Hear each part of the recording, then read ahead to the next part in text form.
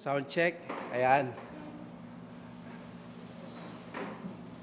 Okay, we're back. Bumisita po sa amin si Karlstad at sabi nga niya ay reforming Judas daw talaga kaya may ganitong pangyayari, no? So, let's proceed sa ating pag-aaral. Let me just, by the way, gusto ko namin magpasalamat sa paghihintay ninyo. Alam namin kapag nasa social media, yung mga live, konting segundo lang nagiging tayo, no? Napakahirap maghintay at nasanay tayo sa, but we have to understand nangyayari talaga ang ganitong bagay. So, let's proceed sa ating pag-aaral. Let me just use itong picture na ito. You know who this man was. This is one of the most famous presidents of the United States. This is JFK at nasa Dallas, Texas siya by that time sa kanyang pag-iikot.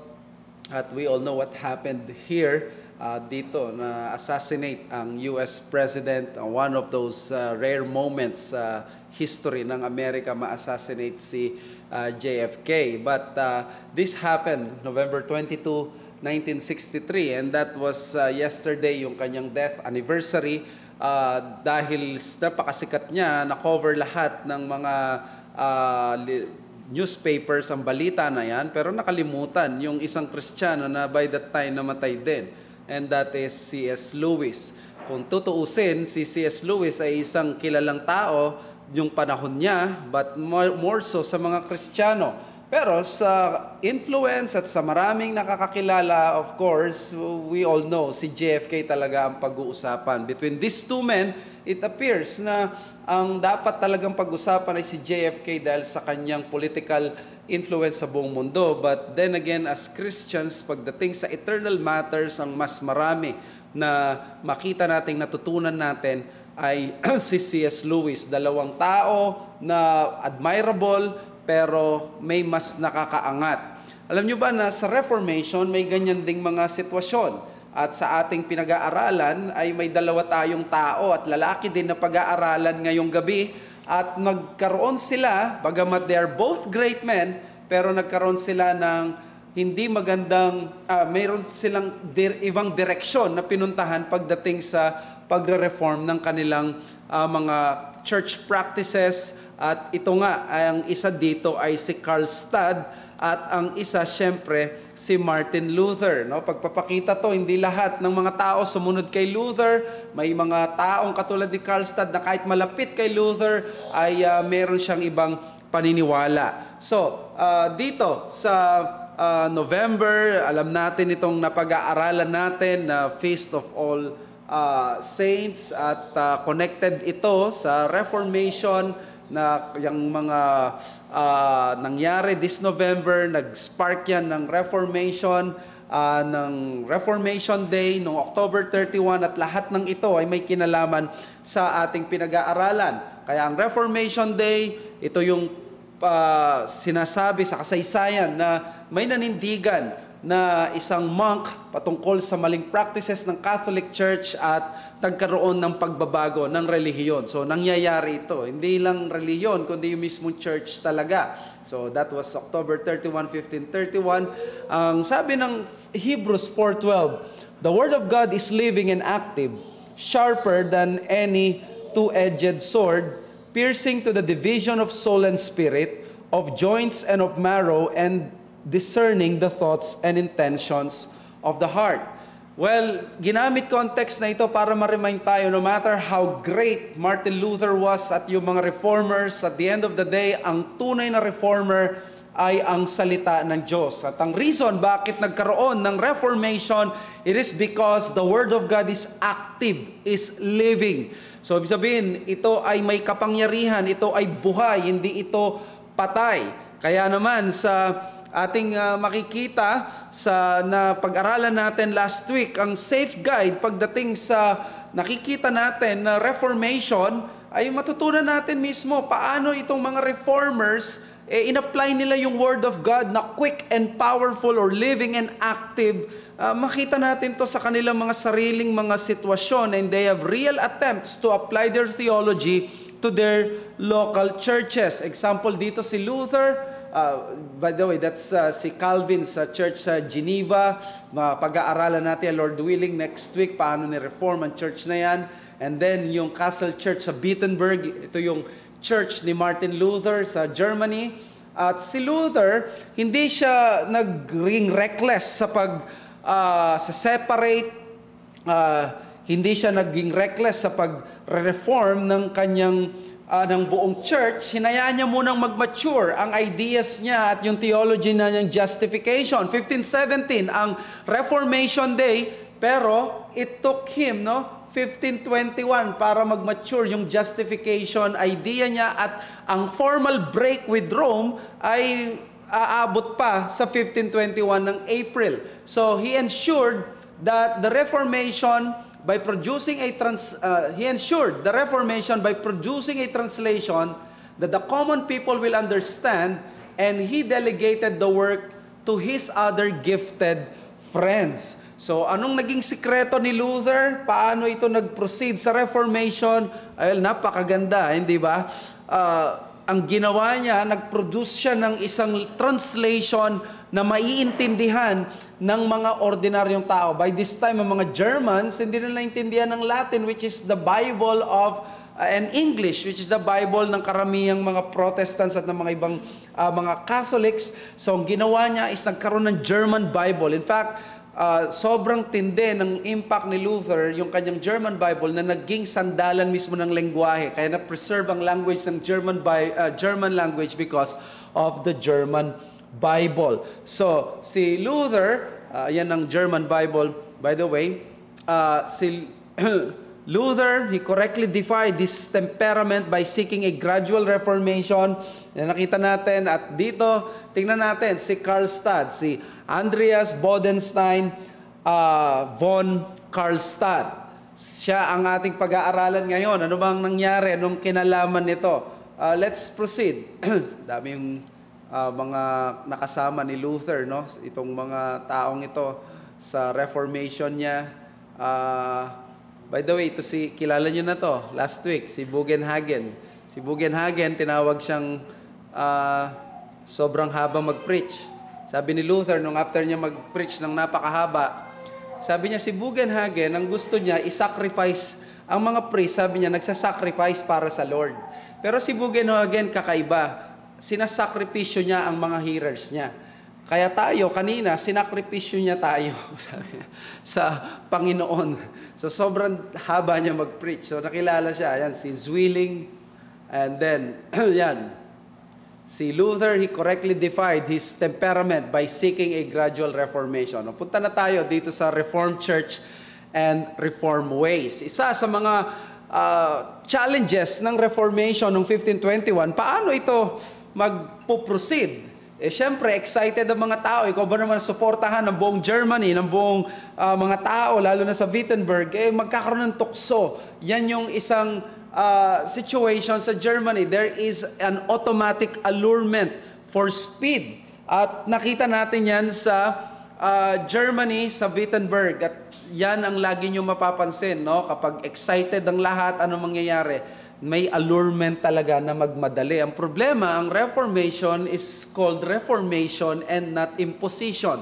So therefore, kung may wisdom ka, maintindihan mo that the way of the Reformation is not through imposition or this kind of speedy reformation. There's no such thing. Usually is reformation takes gradually. So this temptation has plagued every eager and sincere reformer since the 16th or 15th century. Meron na nung 1400s na mga pre-Reformation reformers. Sabi ni T.M. Lindsay, there was a great movement spreading out on all sides in favor of gospel teaching and against superstition, idolatry. It often happens in such a time of religious revival as this was, that some people lose their heads and wish to move too fast or too far, and this happened in Germany. So that's what happened sa Wittenberg. So, ano nangyari? After ni si Luther, napunta siya sa castle ng Württemberg, wala silang leader. Well, may tatayong leader, si Karlstad. Si Karlstad, let us call him the bad example of Reformation. Kanina, si Jose, nag-pray siya, at ang prayer niya is magaya natin ng mabubuting ginawa ng mga reformers, but hindi dapat natin gayahin yung kanilang mistakes because we believe they are still humans and we do not venerate them to the point that we are blind sa kanilang mga mistakes. We never say that the Reformation was a perfect movement. We do believe it was a necessary movement, but may mga mistakes sila na dapat iwasan natin. At isa sa mga iwasan natin na yung example ni Karlstad. So, kwento ko sa inyo si Karlstad. Sa una, he doesn't really have a bad background. He is a professor at isa siya sa educated na tao nung panahon na yon. Yan si Karlstad. Si Karlstad, siya ay pinanganak bilang Andreas Rudolf Bodenstein von Karlstad noong 1486. So, si Luther ay 1483, 3 years lang na matanda si Luther sa kanya at siya ay mamamatay ng 1541 at dahil ito sa plague, no? Si Karlstad nung 1505 nung pinanganak siya, by the way, kaya siya tinawag na Karlstad, yun ang lugar niya, no, sa Franconia. Ang Franconia, baka isipin nyo, France ito, no? Ito ay isang lugar sa Germany. Nakakain na ba kayo ng donut na Bavarian donut? Ang isa sa lugar na kilala sa Germany ay ang Bavaria. Di ba, may mga Hamburg din kung saan nanggaling hamburger. Yan. Ito naman Bavaria. Ang lugar sa Bavaria ay itong Franconia at dyan isinilang itong si Karlstad. At nag-aral siya sa University of Erfurt noong 1499 to 1502. Medyo nauna siya kay Luther, no? At siya ay nag-aral din sa Cologne. Pronunciation daw niyan ay hindi Cologne. Sa kanila is Cologne. Pero sa atin, of course, ay Cologne. He then left yung Wittenberg, for Wittenberg, at nakareceive siya ng Masters of Arts. At noong 1510, siya naman ay nakakuha ng Doctor of Theology at doon siya naging priest. So again, nauna siya lagi kay Martin Luther dahil si Luther nag-aral din sa Erfurt and then siya din ay napunta sa Wittenberg. At dito nga sila magkakakilala. Noong 1511, naging archdeacon siya in the All Saints Church in Wittenberg. Yung All Saints Church, yun yung church sa Wittenberg na magiging church ni Luther. Okay, ang tawag sa kanya doon, tinawag yan na All Saints Church. At nung 1511, naging archdeacon, which means siya ay yung parang kung may archbishop, ito naman ay mga archdeacon at naging professor siya ng theology doon sa university. So, ibig sabihin, may university doon at kilalang lugar ang Wittenberg.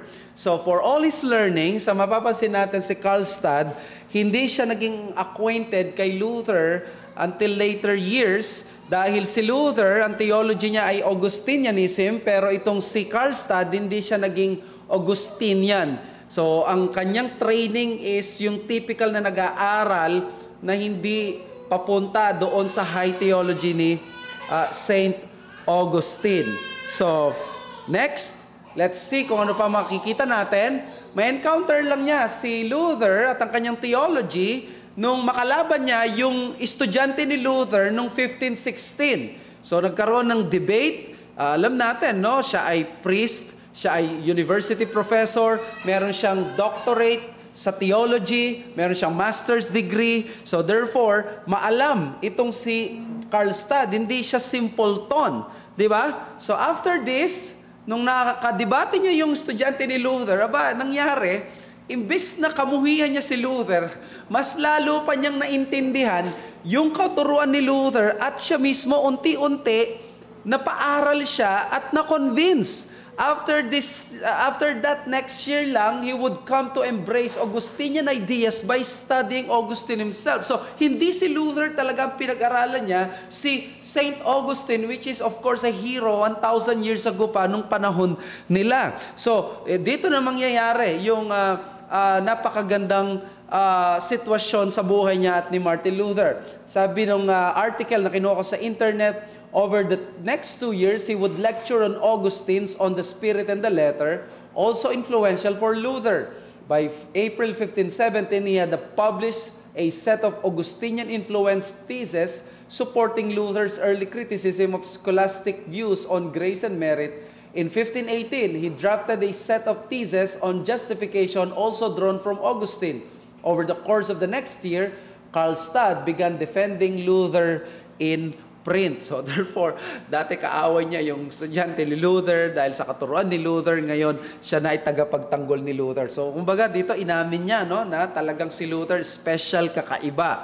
So he would become the companion of Luther in Leipzig debate kay Johann Eck. Encounter nyo na to si Johann Eck, gifted apologist at theologian ng Catholic Church. At alam nyo, nung nangyari daw ito, nung sa Leipzig, nagkakaroon na sila ng bangayan at exchange by print. At dito niya pinagtatanggol si Luther. Napakaraming thesis, 300 plus ang thesis nitong si Karlstad. Maaral to.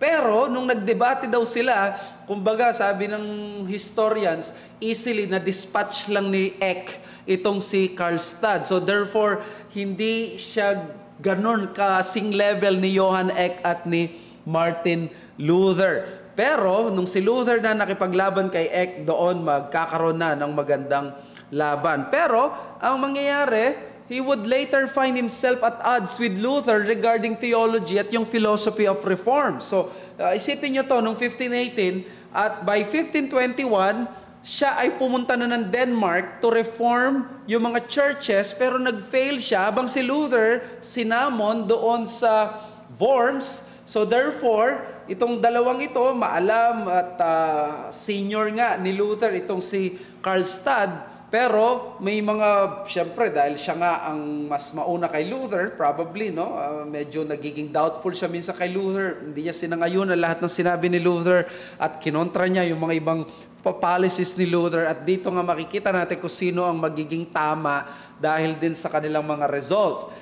Nung nag-fail siya noong 1521 sa Denmark kasi tinulungan niya dito yung isang hari, yung isang royal, pero hindi sila nagtagumpay. Bumalik siya sa Wittenberg at tinulungan na lang niya ang syudad. So nung pagbalik niya from Denmark, wala na si Martin Luther. Nasaan nga ba si Martin Luther this time? Nagkaroon ng kidnapan, di ba?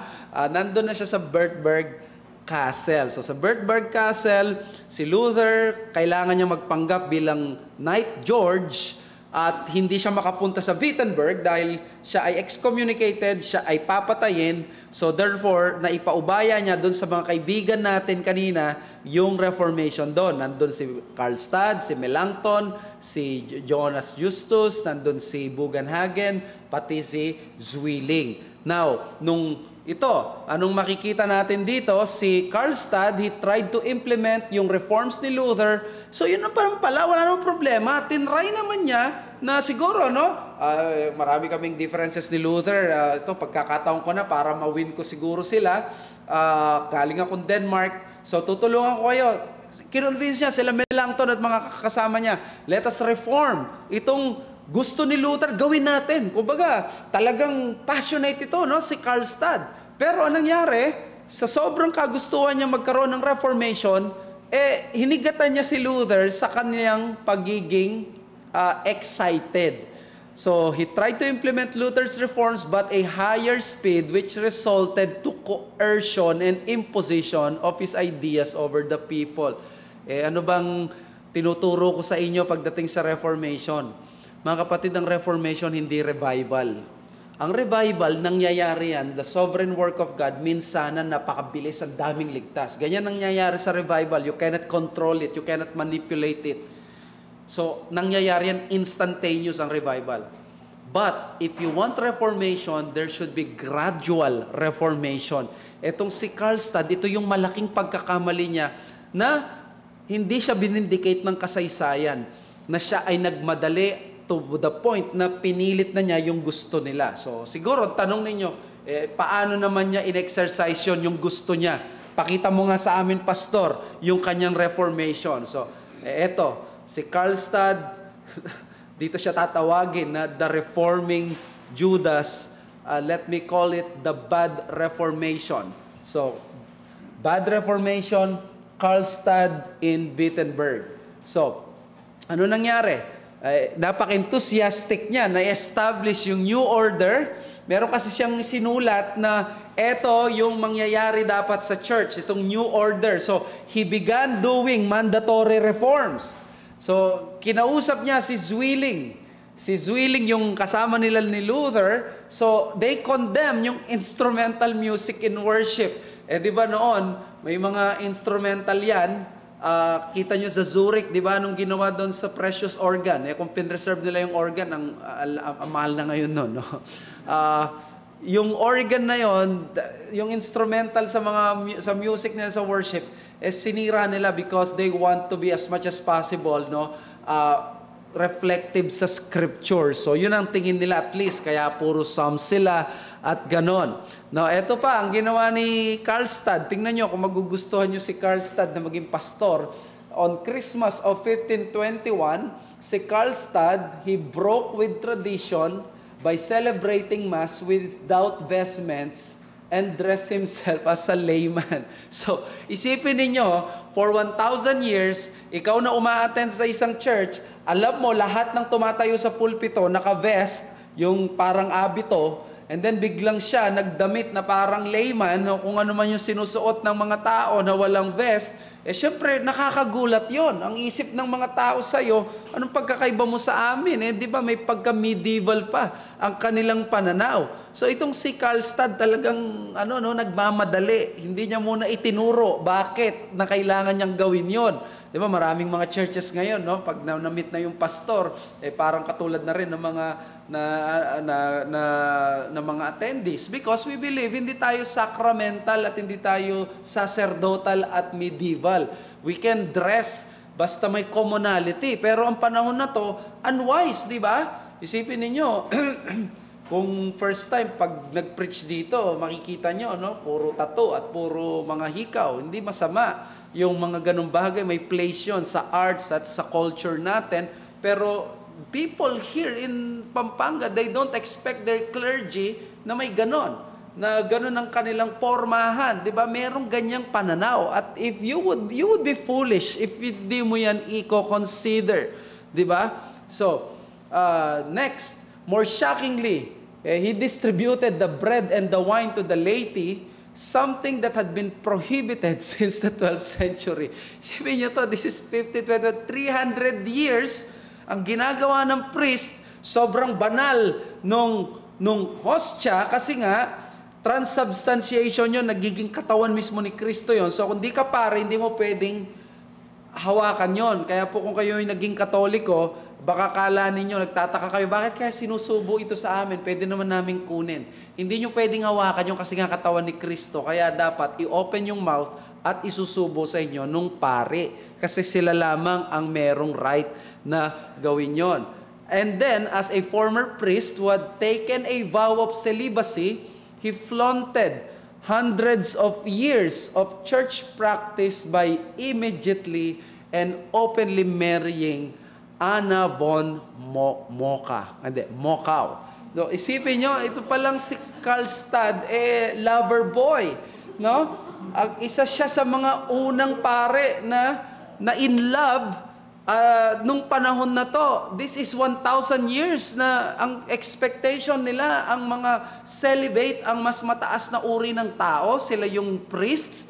Maya-maya ginulat na lang niya na ang mga congregation niya nag-announce na next week, ikakasal na ako. Siyempre, di ba? Kung social media yan, malaking pasabog to. Dadami yung mga marites sa churches kung ganito ang mangyayari. So, kung ganyan pa naman ang itsura, siyempre, si Anna von Mokau, may mga iilan na nagpakasal na nung panahon na to, pero isa siya doon sa Germany na una at talagang napakatindi, no? So, ayan sila, no? Talagang kitang-kita mo parang inosente si Karlstad, pero that's what happens sa history. So, ang nangyari pa, hindi siya nasapatan na siya lang ang mag-aasawa. In-encourage pa niya yung mga monks and priests to abandon their vows and they should get married. So, tingnan natin, sabi ni Needham, nakakatawa itong comment niya. Karlstad and Zwilling spearheaded the Wittenberg Reformation, attacking images of Christ and the saints, condemning instrumental music in worship, offering the wine as well as the bread to the laity in communion, and trying to force lay people to touch and handle the bread because Christ had said, "Take it." In the medieval Catholic Mass, the laity did not touch the wafer. The priest inserted it into their mouths. They exhorted priests and monks to abandon their vows of celibacy and get married.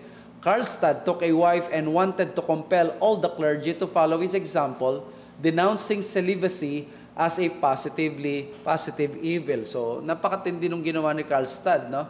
May magandang book din about si Katharina and Martin Luther. Sa book ni Michel de Russia, sabi niya, Martin Luther wasn't the first monk to marry, nor was Katharina the first nun. Augustinian monk Bartholomew Benhardi married in 1521, and in 1522, the former monk Martin Bucer married a nun, Elizabeth Silbereisen. By 1524, more than 75 priests, 46 monks, and 33 nuns had married in Germany. Nevertheless, lay people distinguished between priests marrying and monks and nuns marrying. By the 1520s, the former was somewhat acceptable, the latter was not. Kailan ba nangyari to? Di ba 1521 ng Christmas, doon siya nag-alis ng vest. After a week yata, or pagka-January, nag-announce na siya. By 1522 lang, mag-aasawa na siya. By 1524 lang, sabi ni Luther, ay sabi ni ni Michel de Russia, by 1524, 75 priests lang ang nag-asawa. So napaka-konti, no? Isa siya sa talagang hindi magpapahuli. So Karlstad became a living example of a reformer with good theology and intentions, but failed because of his lack of discernment and patience. So, katotohanan ito, no, na dapat nating isipin. Hindi pala po pwede na ikaw ay gusto mo lamang na may maganda kang intensyon, may good theology ka. Hindi sapat yan if you want to be in the ministry of Reformation. Kaya nga may paalala ko dito, Reformation is more evident with a reformer that is more patient. So, yan ang isa na dapat nating isipin. Ang Reformation magiging mas evident sa isang church kapag ang reformer ay mas patient. So, therefore, let us take note of that. Now, tingnan natin, hindi pa natapos dyan ang kalbaryo sa Wittenberg. No, nangyari pa, naki-bad partnership pa si Karlstad doon sa mga Zwickau prophets. Kilala niyo ba yung mga Zwickau prophets? Dito yung mga pinagagaling ng tsokolate, no, kakao yun. Itong Zwickau prophets, sa tabi ng Wittenberg, sa Saxony, may border doon, may isang small town ang tawag ay Zwickau. So Zwickau pala ay lugar yan, katulad ng San Simon, and people accepted the Reformation doon sa small village na yon. But the leadership fell to people who did not possess discernment. Again, malalakas lang ang loob, pero hindi gaanong maraming wisdom. Katulad ng kanilang leader, ayan si mga Zwickau prophets, mga radical yan, dumating ang point na willing silang makipagyera, makipag-away, at mob mentality yan, susugod, no, doon sa isang lugar. Naging negative sila kasi ang mga Zwickau prophets, sila yung tinatawag na isa sa mga radical reformers. So reformation sila, pero naging radical sila. Mas radical pa sila sa mga talagang reformers. Dahil, eto, ikukwento natin. So itong mga Zwickau nito, for example, ang una nilang leader, sa dami ba naman maging leader, no? Si Klaus Storch pa. Si Klaus Storch, sabi ng mga historians, he is noted for having more zeal than wisdom. And he gathered followers that are more foolish than willing to learn. So, ang dami palang mga panatiko noon, no? Tingnan natin sa TTM Lindsay. Ito ginawa daw nila. They thought that they did not require priests or clergymen, for they were all taught of God, that the Bible was useless, for they were all inspired. They insisted on purging their village of all signs of the old religion, church decoration, crosses, altars, clergy, etc., and caused some riots till their fellow townsmen rose against them and banished them. So, tingin nila, hindi na nila kailangan ng mga pastor, ng mga directly na ipag-usap sila sa Diyos. May mga radical reformers, di sila naniniwala sa government, i-overthrow ang government. Di sila naniniwala sa scripture kasi naniniwala sa scripture pero kailangan nakikipag-usap din sila directly sa Panginoon. So, napakadelikado ng mga taong ito. So, they were expelled from Zwickau. They went to Wittenberg at dito nakita nila si Karlstad na naglilid. So, syempre, kakausapin nila, sino ba yung leader nyo? Ayan, nakipag-usap, nagkaroon ng eyeball, no? Nag-ibi sila, nila Karlstad. Pati itong si Melanchthon, kikote ko, if I'm not mistaken, si Needham ito, the impetuous Karlstad and the pliable Melanchthon. Ang pliable, yung madali na masway, no? Tapos yung impetuous talaga itong si Karlstad. Let's listen. The Zwickau prophets were able to convert Karlstad, and even Melanchthon sided with some of their erroneous beliefs. So, isipin nyo to. Ikaw ang leader ng Wittenberg, ikaw ang pinagkatiwalaan ni Luther. Nung dumating itong mga Zwickau prophets, na-convert ka nila. Naku, disaster ito, no? Isipin nyo kaya, no, halimbawa may darating dito na Jehovah's Witnesses, ako nakausap, no, maya-maya, na-convert pala ako sa kanila. Itong si Karlstad, no, madaling ma-convince, pati itong si Melanchthon. So let's see, sabi ni Needham, events spun completely out of control when 3 preachers from Zwickau, south of Wittenberg, arrived in the city in December 1521. Nicholas Storch, Marcus Stubner, and Thomas Dretschel. They claimed to be in direct contact with God, who, they said, spoke to them in private revelations.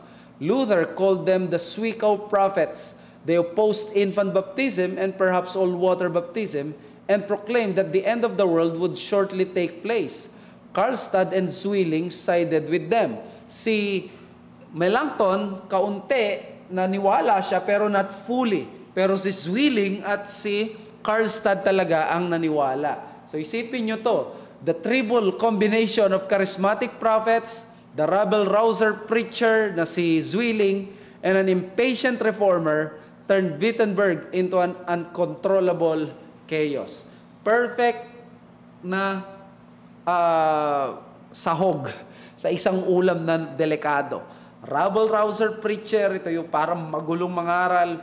Ito yung charismatic prophets, tapos impatient. Isipin nyo kaya, no, paano kaya sila nagmi-meeting, no?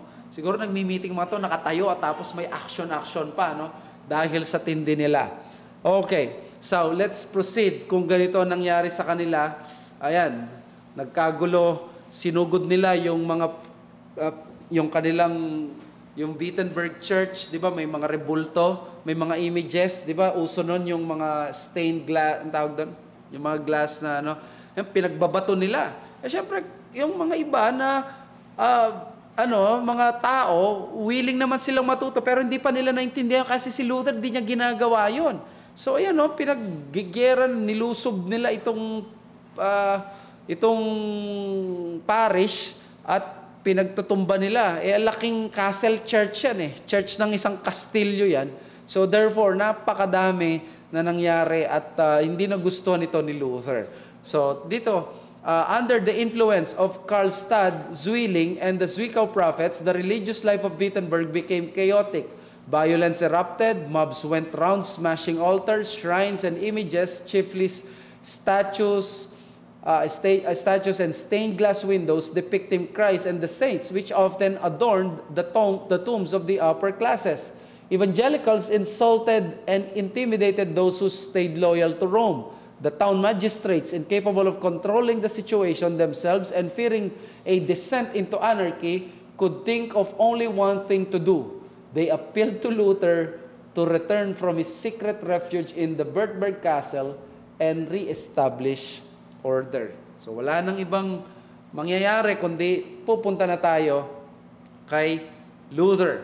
So, si Luther, we will call him the careful reformer. At yung kanyang example, magseset ng napakaraming mga principles para sa lahat ng mga tagasunod niya para sa Reformation. Pakinggan ninyo yung mga salita na ito because this has come down sa history as one of the finest sermons at mga words ni Luther, especially sa issue ng Reformation.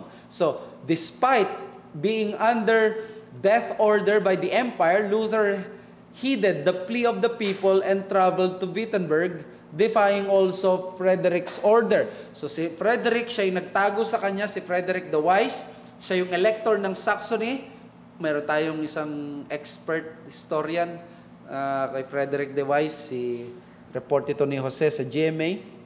So, kaya pinag-aralan ko, baka may mali akong masabi dito, mabato tayo ng stained glass dito.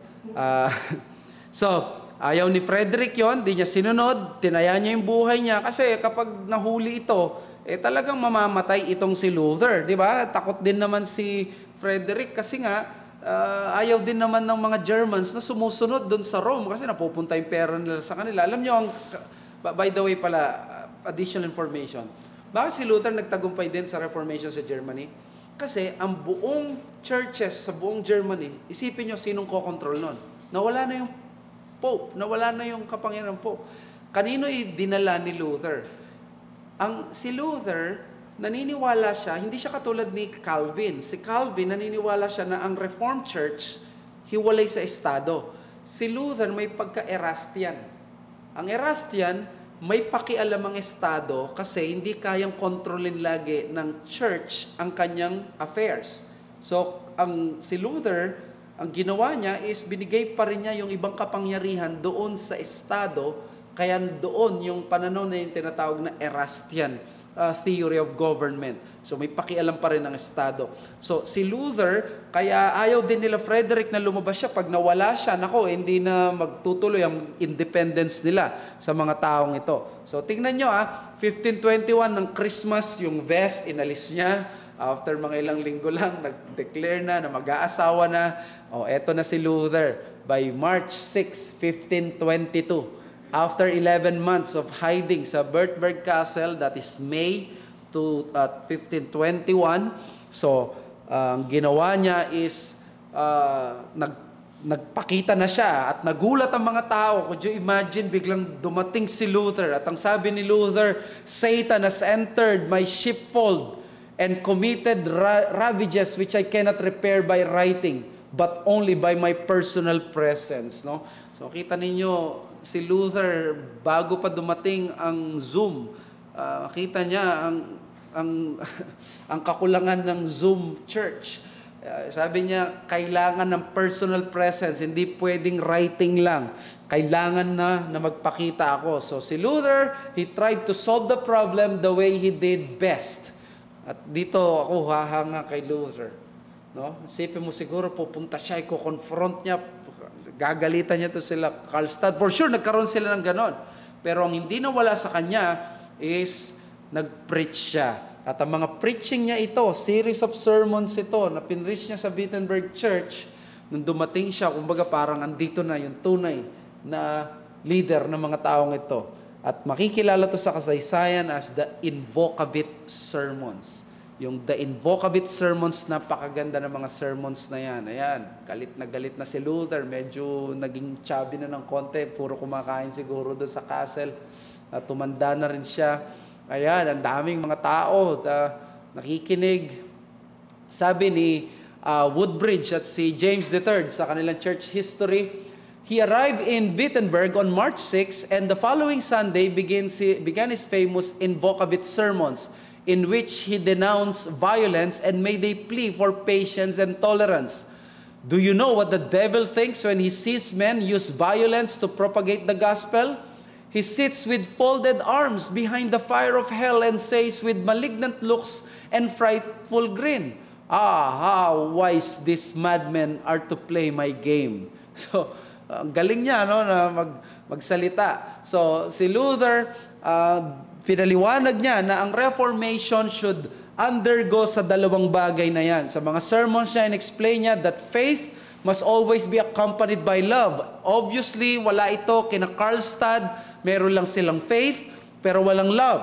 Di ba, yun yung pinag-aralan natin nung Sunday. There should be law and love. Di pwedeng love lang na motive. Kailangan ng directive, which is the law, but hindi lang pwede yung law, magiging brutal tayo. Kailangan natin ng love. So, not by fear or hatred. Nangyayari yan.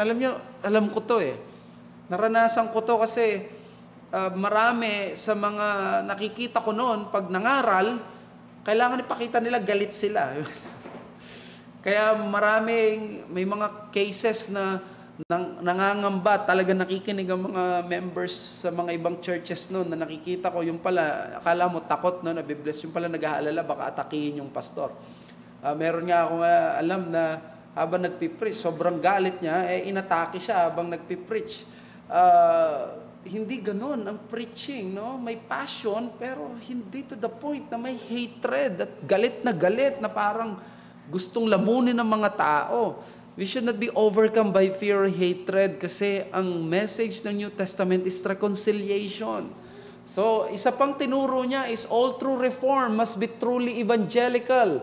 In other words, kang pagre-reforma, evangelical. Paano ba evangelical? Hindi mo pinupwersa yung tao, kailangan dalin mo yung konsensya niya. Again, isa ito sa napakagusto kong natutunan sa Reformation. Hindi pala pwede porke ako'y pastor, sabihin ko na lang na sabihin ng gusto ko at ito yung gusto kong mangyari. No, pwede mong gawin yon, pero hindi magiging maganda ang kalalabasan. Pero mangyayari, ang gusto pala ng Panginoon, dalhin mo yung tao hindi lang sa salita mo, kundi sa conscience nila. Ang conscience, kapag yon ang umiral sa kanila, napaka-komportable nila sa harapan ng Diyos na sumunod. Kung kapag ang mga tao binabypass yung will, alam nyo kasi nangyayari ang brainwashing. Ang brainwashing nangyayari o manipulation when someone asks you to do something by skipping your mind. Alam niyo yung ini-skip yung mind? Ini-skip yung mind. Kumbaga nagtatap sa emosyon mo, nagtatap doon sa anumang bagay. Basta ang gusto niya is diretsahin ka niya doon kahit labag sa conscience mo. That is a form of manipulation and brainwashing. Sabi ni Luther, ang tunay na reformation hindi ganyan, yung pupwersahin ng mga tao. So note, according to Luther, reform must grow from freedom of the gospel, not by compulsion of the law. Tingnan niyo si Luther, this was 1522, pero ang approach niya sa problem sa church is gospel-centered. Diba? Sabi niya, freedom nang gagaling sa gospel. Bakit? Pinalayan niya na tayo. In other words, kung pinalayan niya na tayo, meron na tayong change heart, meron na tayong new thinking. Hindi tayo kailangan na magpuwersa. Kaya ako dito sa church namin, sa SABC, meron kami church covenant. Ang sino mang member, hindi siya pinilit, hindi siya pinwersa, obserbahan muna namin kung magtatagal siyang mag-a-attend, hindi namin kaagad ginagawang miyembro. Tinatanong namin siya kung committed siya, sumasang-ayon siya. Kasi ang community namin, we call it covenant community. Kasi ang covenant community, may element ng covenant, tipan. At pag pumapasok ka sa covenant, hindi ka pinupwersa. Pero once na pumasok ka, sa kusang loob mong pagpasok, pledge ka na. Hindi pwedeng kusang loob naman ako dito, di wala naman akong pakialam. No. Once you are in, once you accepted the terms, you are pledged to that community. Magiging bahagi ka ng community na yun at gagawin mo yung sinumpaan ninyong mga bagay-bagay. So therefore, Needham, basahin lang natin. Sabi niya, if I rush in and abolish the mass by force, there are many who would be compelled to agree with it and yet not know where they stood, whether it was right or wrong, and they would say, I do not know if this is right or wrong. I do not know where I stand. I was compelled by force to bow to the majority. This forcing and commanding produces a sheer mockery, a mere external show, a fool's game, man-made decrees, sham saints, and hypocrites. Wow! We should be indebted kay Luther na 1522, ganito na siya mag-isip. Nakikita na niya yung long-term goal, no? O nga naman pala, kung sumang-ayon lang siya dahil hindi siya convinced sa kanyang conscience at nakikita lang niya to sa public, magpo-produce lang yan sham saints at mga hypocrites. So, this is what happened. Therefore, the gospel must be recognized by the people in every reform. Yan ang sabi ni Luther. For him, Karlstadt and Zwilling promoted change of behavior, not of hearts. So yun yung para sa kanya. Ang ginawa nitong sila Karlstadt, binabago lang yung panlabas pero hindi yung puso. Can you relate to this, di ba?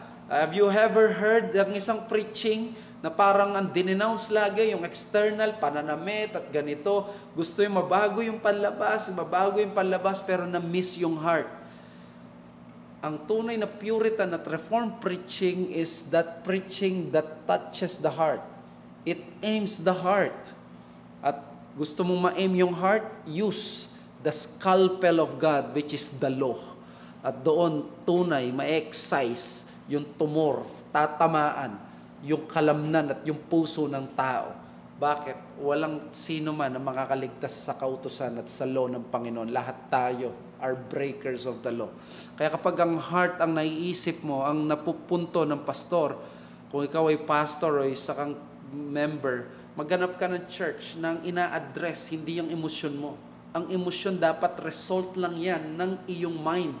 Kung anong nafe-feed sa mind, dapat lalabas yun sa emosyon. That's why hindi masama yung umiyak sa preaching, sa worship service. Hindi masama yung pumikit ka. Hindi masama yung magkaroon ka ng emotional expression. But as long as it should be a response. Response na lang siya sa truth na naisip mo, na na-overwhelm sa'yo. Hindi yung gagamitin mo yung emosyon ng ibang tao para ikaw din ay matangay at magkakaroon lang ng ganong euphoria at ng fever, pero wala. Makita nyo to, tignan nyo to sa mga big events, di ba? Ito yung dahilan bakit pinupuntahan ng mga concert.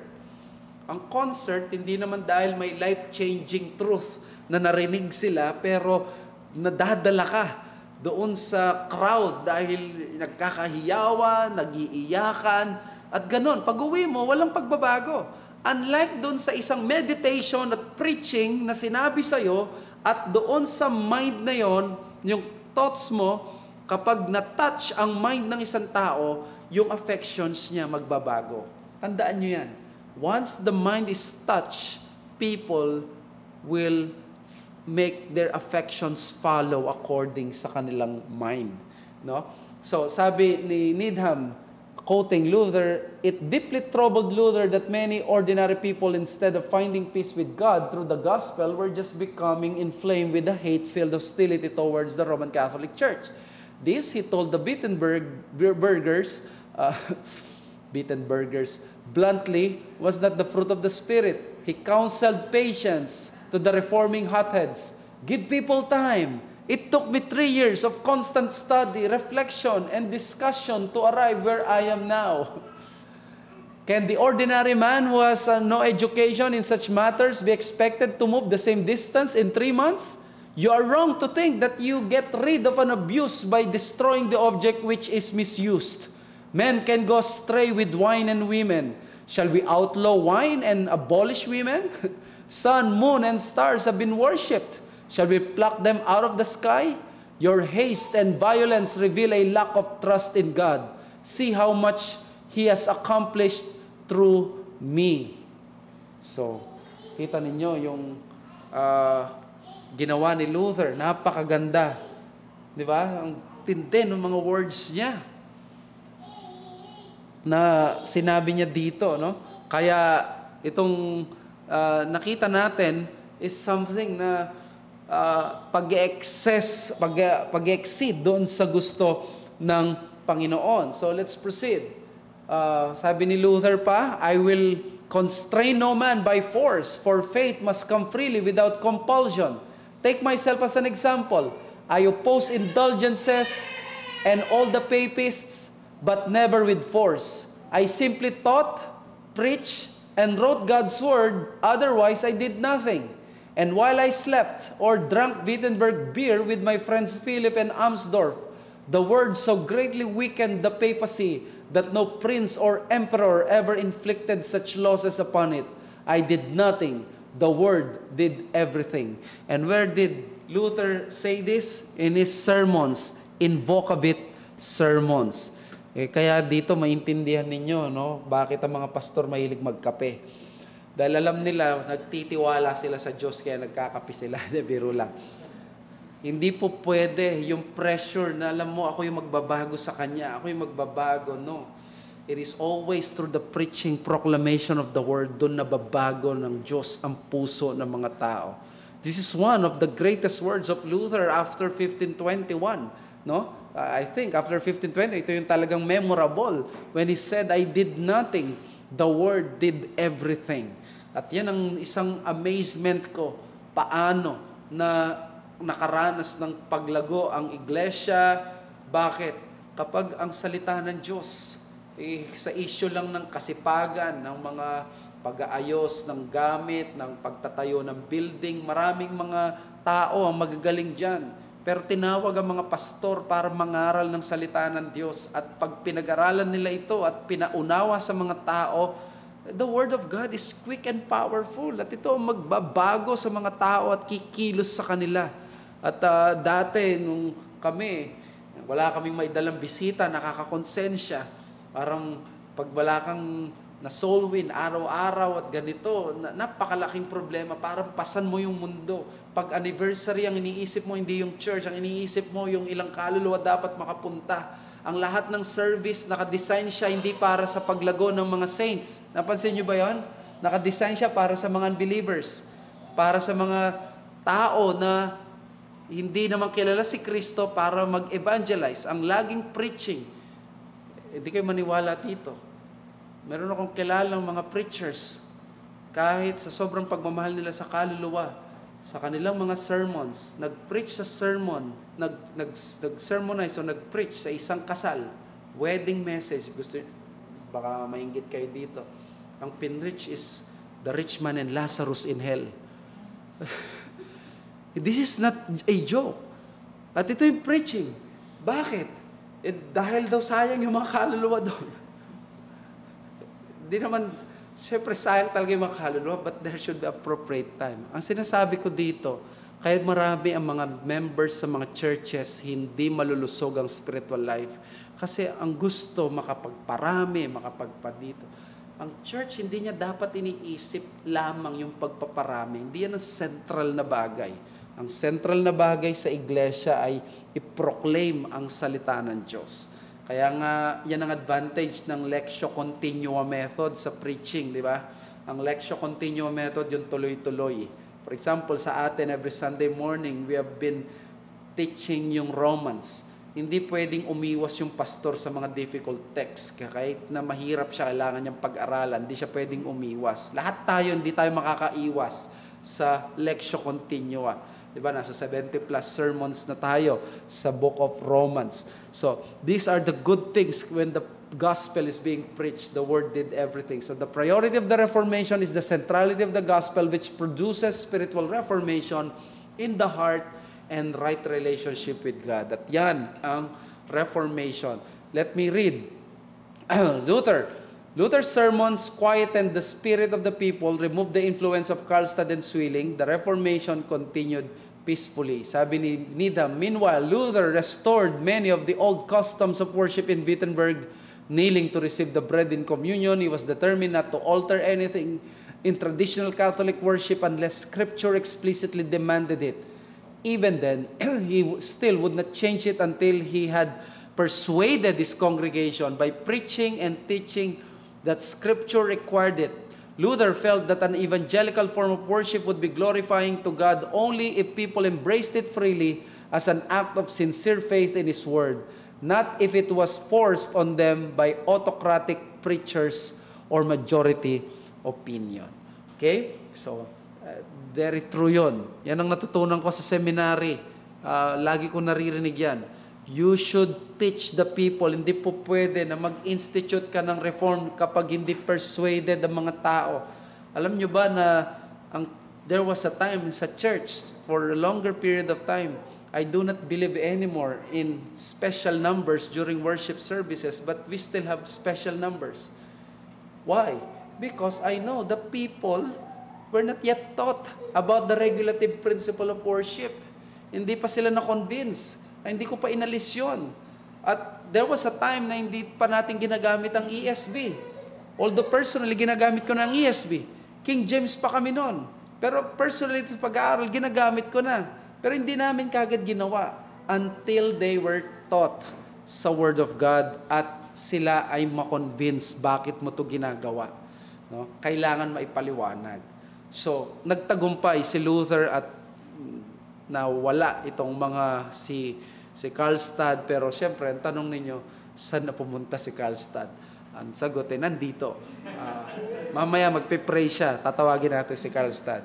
So, si Karlstad, umalis siya sa Wittenberg, kawawang pobre, nagpastor sa isang maliit na rural church sa Orlamond, ayaw ko paano pronounce ito, sa Thuringian, noong 1523. Ano pa nangyari sa kanya? He would be successful sa kanyang reforms here and become a prolific author, yet because of his incessant conflict with Luther. Ewan ko, no? Bakit lagi niyang tinitira si Luther? Laging na, sa bagay si Luther, madaldal din, no? So the Duke expelled him from Saxony kasi yung iba gustong pataubin si Luther. So naisip nila baka si nakikontsaba kay Münster, kay Thomas Münster o parang ganon, if I'm not mistaken, siya yon.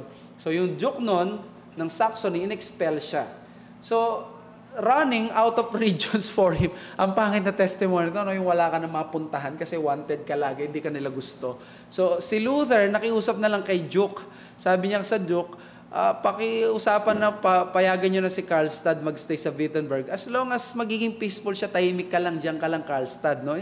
Kinakabahan sila kay Karlstad, laging gagawa ng gulo eh. So, yan, nanahimik siya, naging merchant siya, hindi siya nagturo, nag-ano lang, he stayed from 1525 to 1529. Pero, syempre, parang si Jordan, no? Nung nag-baseball, kailangan niyang, kamutin yung kanyang basketball itch. Ganito, nangyari. Noong 1529, tinulungan niya si Melchior Hoffman, dito yung nagkakape, in debates over the Eucharist and would win the favor of Zwingli and would become the vicar of Alstadt in Zurich. Wow! Matindi itong si Karlstad, no? Nung nabalitaan niyang may pwede siyang tulungan na ministry doon, pinuntahan niya at na-impress si Zwingli. Bakit? 1529 to. May maalala ba kayo nangyari noong 1529? October 1 to 4, 1529, yung colloquy at Marburg. At dito sinabi ni Luther na I would rather drink blood with the papists than drink wine with Zwingli. Hindi sila tunay na Christians. Kaya si Zwingli siguro, kalabang ka pala ni Luther, no? Pareho tayo. Halika, dito ka. So yun, nangyari, naidala siya sa Zurich. Siyempre, mamamatay si Zwingli. Yung 1531, mag-i-stay siya sa Zurich as a professor sa Old Testament at magagawa niya yung kanyang gusto, which is to teach the Word of God. So, mamamatay siya sa plague noong December 24, 1521. Okay, doon matatapos I'm sorry, not 1521, that's 1541, no? Si Luther, mamamatay siya by 1546. So, ang gusto kong sabihin dyan is no persuasion, there should be no reformation. Gradual reformation is always better reformation. Let me quote yung Turning Points by Mark A. Knoll.